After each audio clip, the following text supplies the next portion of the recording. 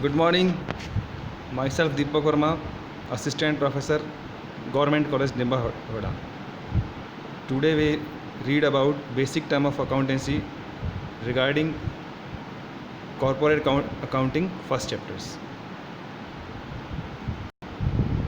जैसा कि आप सभी को पता है, फर्स्ट ईयर से इस साल कोरोना के कारण प्रमोट होकर आए, तो मैं वर्कशीट्स वगैरह उसके आंसर शीट वगैरह देता रहूँगा। तो उसमें आपकी सहायता के लिए ये कुछ वीडियो बनाए मैंने कुछ पार्ट के अंदर बेसिक टर्म ऑफ अकाउंटेंसी में। तो देखिए, business transactions, what is the mean of the business transactions? An event involving some exchange of something with monetary value between two or more entities. Such transaction is capital of change in the financial position of an enterprise. दो या दो व्यक्तियों के बीच में कोई सा भी ऐसा मॉनेटरी ट्रांजेक्शन्स जिससे व्यवसाय की फाइनेंशियल पोजीशन चेंज होगी, वो बिजनेस ट्रांजेक्शन कहलाएगी। Feature of transactions concerns with money और मनी वर्स, मतलब कोई भी चीज़ मुद्रा या मुद्रा के तुल्य में होगी तो ही उसे बिजनेस ट्रांजेक्शन कहा जाएगा। जैसे कह दिया जाए उषा को कार्य पर रखा 5,000 रुपये पर मंथ सैलरी पे, तो इसकी कोई ना तो एंट्री नहीं होगी क्योंकि ये बिजनेस ट्रांजेक्शन नहीं है।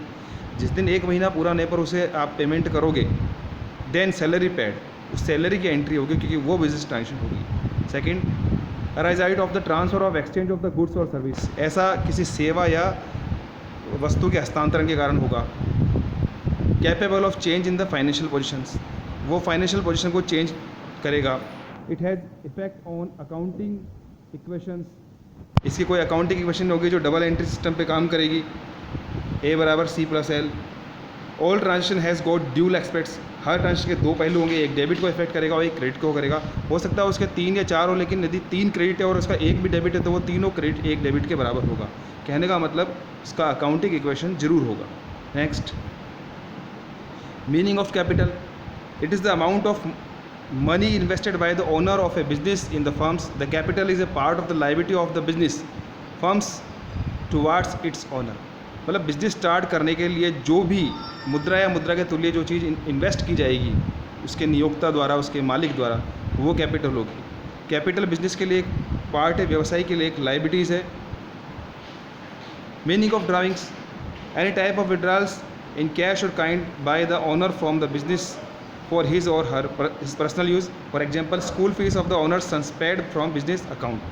ऐसी कोई भी चीज़ जो व्यवसाय के मालिक द्वारा व्यक्तिगत प्रयोग के लिए प्रयोग में ली जाएगी उसको हम आहरण कहेंगे। जैसे इस एग्जाम्पल में दिखाया है कि उसके मालिक ने क्या किया है, फिर जो व्यवसाय का मालिक उसने अपने बच्चे की फ़ीस दी है, तो बच्चे की फ़ीस का बिजनेस से कोई लेना देना नहीं है।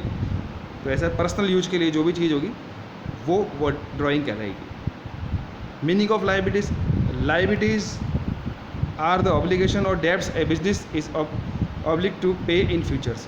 बिजनेस के वह दायित्व, वह रिस्पॉन्सिबिलिटी जो उसे फ्यूचर में चुकानी है, वही उसके लिए क्या है, लाइबिलिटीज है। जैसे बैंक लोन है, क्रेडिटर फॉर परचेज गुड्स, और भी बहुत कुछ टाइप ऑफ लाइबिलिटीज़ के भी टाइप होते हैं बहुत सारे।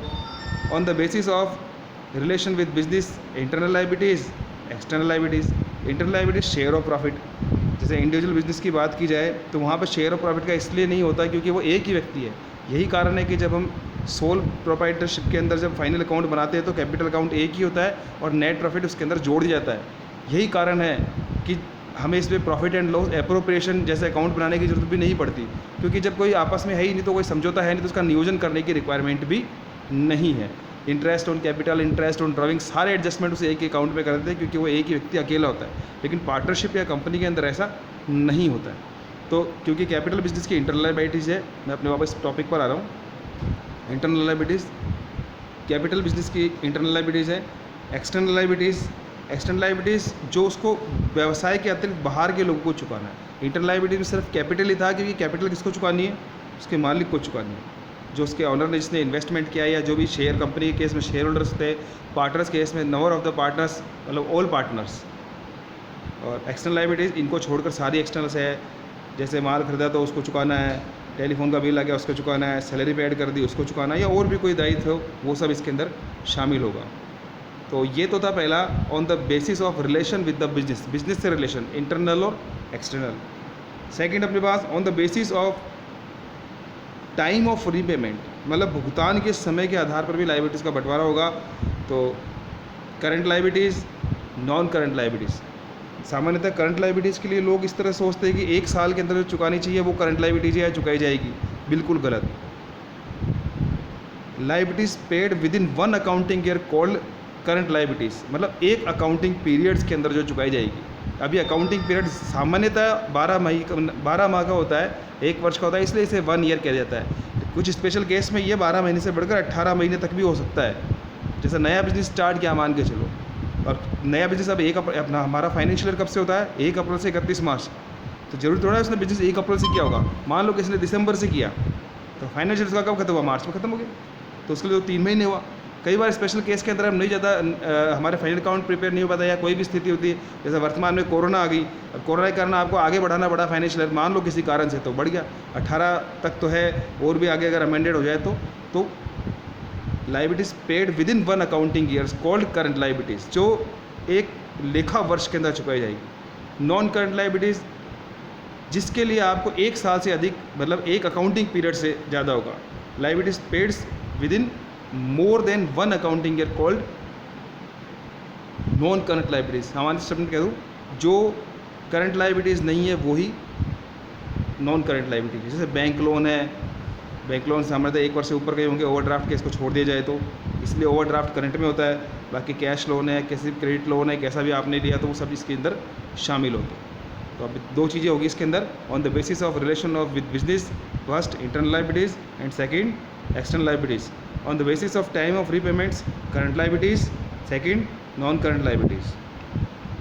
मीनिंग ऑफ असेट्स, असेट्स क्या होता है?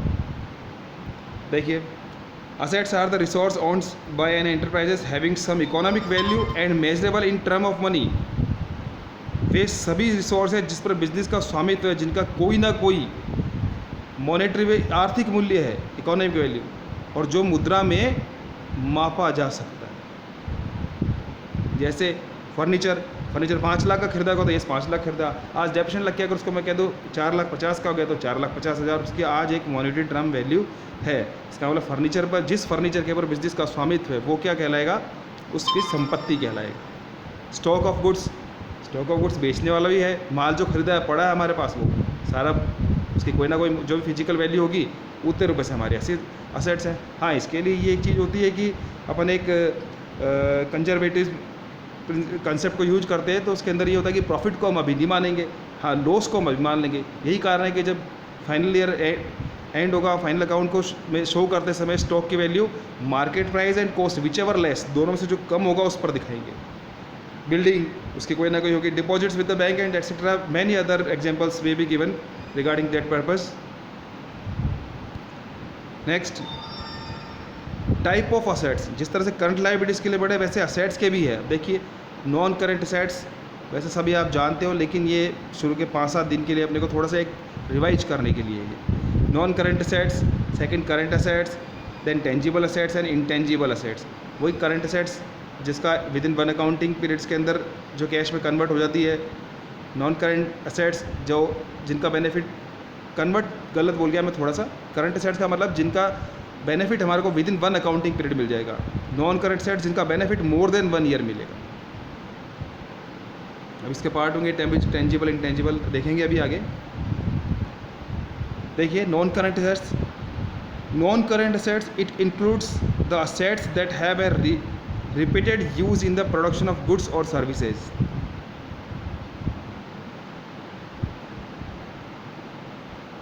It includes the assets that have repeated use in production of goods और services, मतलब जिनका रिपीट बार बार वस्तु और सेवाओं के उत्पादन में प्रयोग हो रहा है, ये नहीं कि एक बार यूज हो गया। जैसे मान लो अगर मैं कह दूँ, अगर आपको, जैसे अगर मैं मान लो आपको कह दूँ कि अगर आपको कहा जाए कि कोई चीज़ बनानी है, इसके अंदर रॉ मटेरियल डाला आपने 1 लाख रुपए का, तो वो करंट एसेट्स है, क्योंकि वो 1 लाख रुपए का रॉ मटेरियल यूज जाएगा। लेकिन ना मशीनरी उसके लिए जो चीज़ रही वो नॉन करंट एसेट्स ही कहलाएगी। Second, acquired not for the purpose for resale but use of by the business. ऐसी संपत्तियाँ जो नॉन करंट एसेट्स में वही शामिल होगी जिनको हमने रीसेल पर्पस से नहीं लिया है। रीसेल पर्पस में होगा तो फिर वो करंट हो जाएगा, क्योंकि हमारा उसका बेचना का उद्देश्य है। यहाँ बेचने का उद्देश्य नहीं, बिजनेस को रन करने में होगा। जैसे बिल्डिंग है, बिल्डिंग बिजनेस को चलाने के लिए ज़रूरी है बिल्डिंग खरीदे, लेकिन बिल्डिंग बेच के बिल्डिंग को बेचना हमारा पर्पज़ नहीं है। हाँ, एक प्रॉपर्टी डीलर है, वो बिल्डिंग खरीदा, उसके लिए गुड्स है, फिर वो बिल्डिंग नहीं होगी उसकी। हाँ, उसका ऑफिस में जो काम करता है वो बिल्डिंग कहलाएगा, वो नॉन करेंट होगी। Rest with the business for a period longer than 1 year. Simple सी बात है, जैसे मैंने पहले ही बताया था, the benefit receives more than 1 year called non current sets, कि जिस संपत्ति का लाभ हमें 1 से अधिक वर्षों में मिलेगा वो नॉन करेंट सेट्स होगी। तो इसका ये सामान्यतः ये 1 से अधिक वर्षों में इनका प्रयोग किया जाएगा। एग्जाम्पल देख सकते हैं इसके, बिल्डिंग है, फर्नीचर है, लॉन्ग टर्म इन्वेस्टमेंट्स है, और भी बहुत कुछ, प्लांट मशीनरी जैसे। देखिए करंट सेट्स, तो करंट सेट्स को हम नेक्स्ट पार्ट में लेंगे। आज के लिए इतना ही है।